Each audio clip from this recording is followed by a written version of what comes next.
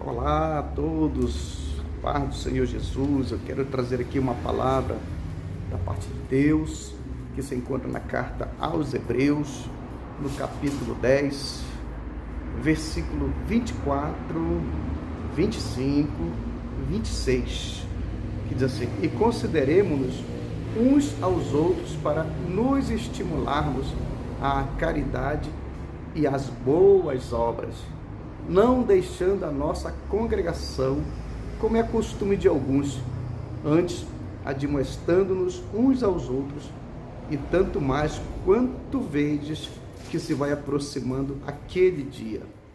Porque se pecarmos voluntariamente, depois de termos recebido o conhecimento da verdade, já não resta mais sacrifício pelos pecados.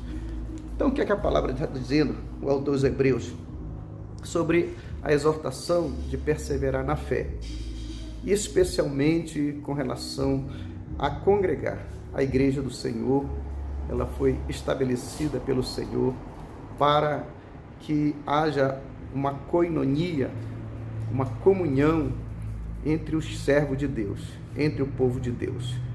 A palavra de Deus que fala que aquele que se alista neste exército, que milita neste exército, não deve se embaraçar com negócios desta vida.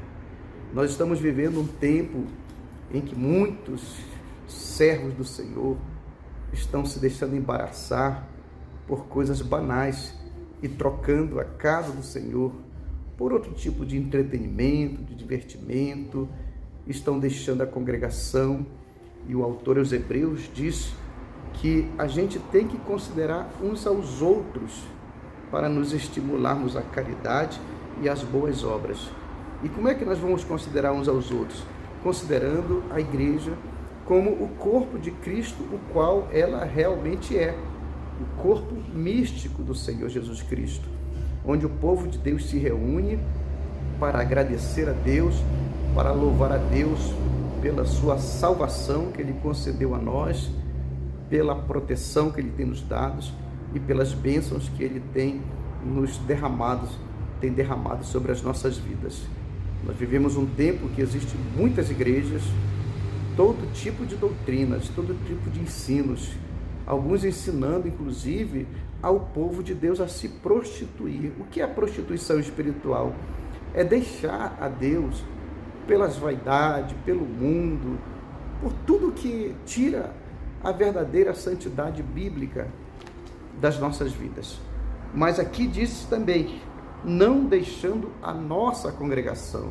Quando o autor fala a nossa congregação, isso quer dizer que Deus nos colocou num lugar onde nós vamos ali cultuar ao nome do Senhor. Vamos perseverar em oração. Eu estava conversando hoje pela manhã com uma senhora que foi na nossa igreja, e ela disse que ela saiu da igreja que ela estava por causa dos pais delas, que eram contra o evangelho. E eu falei para ela, sair de uma igreja, por qualquer que seja o motivo, é virar as costas para Deus. Alguns saem porque estão chateadas com o pastor, porque o pastor tomou uma decisão que não lhes agradou, mas nós, como servos de Deus, autênticos, nós temos que estar servindo ao Deus, primeiramente, porque Ele é Deus nas nossas vidas, não é pelo nosso ego. E eu disse para esta senhora, a senhora saiu, e o seu pai e a sua mãe estão fora da presença de Deus. Se a senhora morresse hoje, a senhora sabe para onde a senhora ia? Para o inferno. Só existe dois caminhos, o céu e o inferno.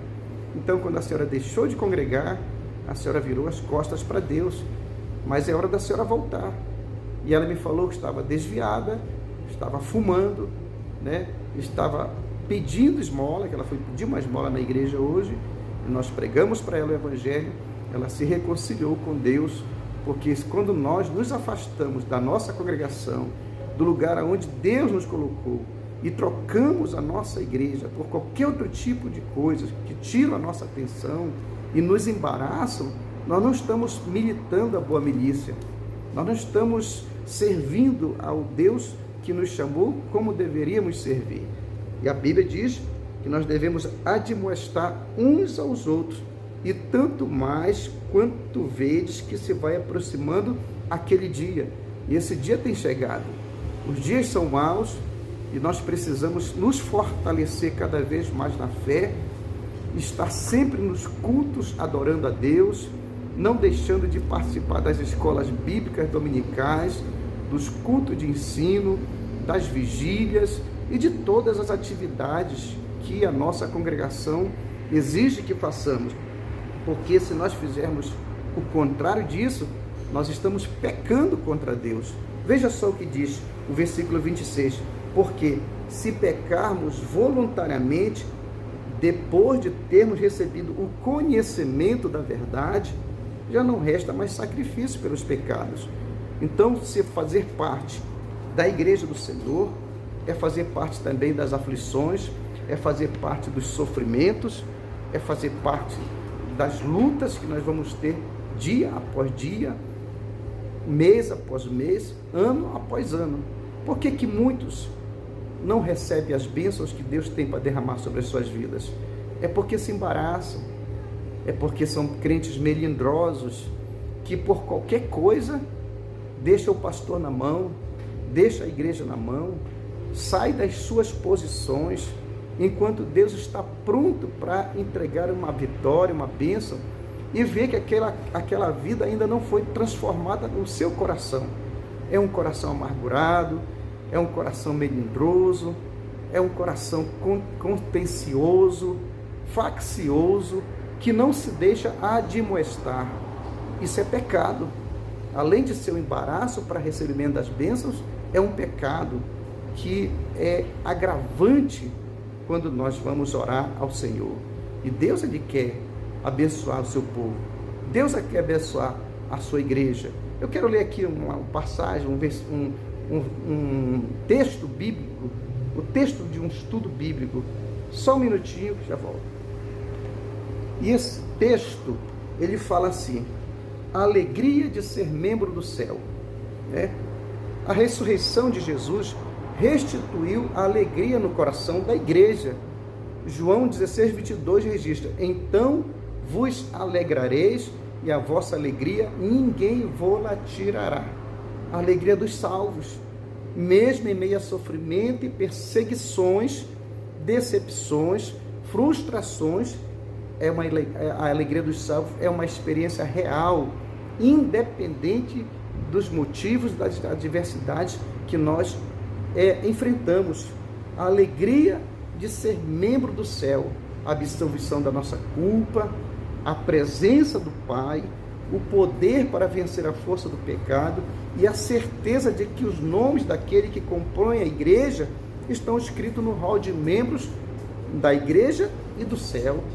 Então, nós temos que ter essa alegria de estar em comunhão. Nós temos que ter essa alegria de estar com Deus, com os irmãos, na presença de Deus, ouvindo a palavra. Existe um tipo de pessoas hoje que não querem ser contraditados por uma liderança, não querem ser submissos ao seu pastor, não dão conta de onde vão, para onde vai, onde está. Isso tudo é uma síndrome chamada síndrome de Lúcifer, que se rebelou porque não quis se submeter à autoridade divina.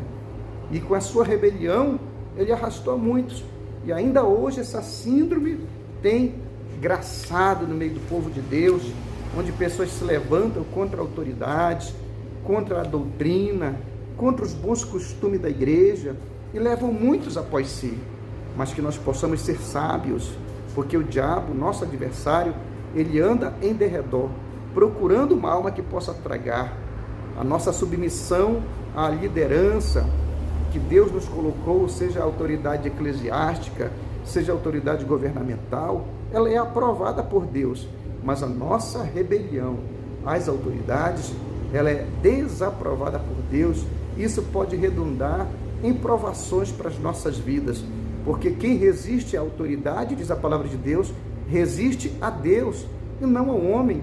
Miriam, por exemplo, e Arão se rebelaram uma certa vez contra Moisés, porque achavam que eles também eram profetas, porque eles também eram servos de Deus, que Deus não falava só com Moisés, mas Deus escolhe o anjo, ele escolhe o líder.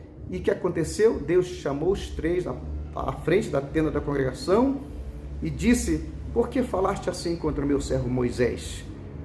Se eu me revelar para alguém, eu me revelo através dos sonhos e de visões, mas ao meu servo Moisés, eu falo por face a face, boca a boca. E por causa disso, Miriam ficou leprosa e teve que ficar afastada do arraial durante 7 dias para poder voltar à comunhão com Deus. Então, meus irmãos, esses tempos, mesmo com problemas que deram oportunidade de crescimento e conquista às igrejas, também levaram muitos a esfriar no seu ideal, na sua fé.